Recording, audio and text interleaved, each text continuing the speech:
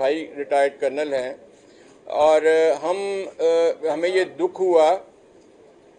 कि जब core commander house पे हमला हुआ या 2-3 जगहों पे हुआ,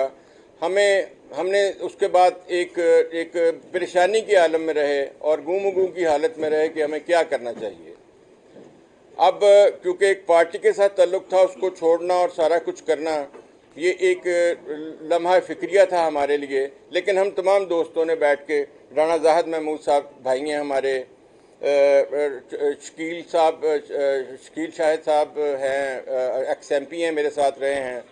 शाम इंजीनियर साहब हैं, ये साहब चेयरमैन हैं उसके, और फेडबैक के और चैम्बर ऑफ कॉमर्स के, राना इसरार साहब हैं, ये हमारे स्टेक होल्डर थे पार्टी में। हम सब ने बैठ के ये फैसला किया कि हमें कोई ऐसा कदम करना चाहिए जिससे हमारी आर्मी की साख भी बहाल और हमारी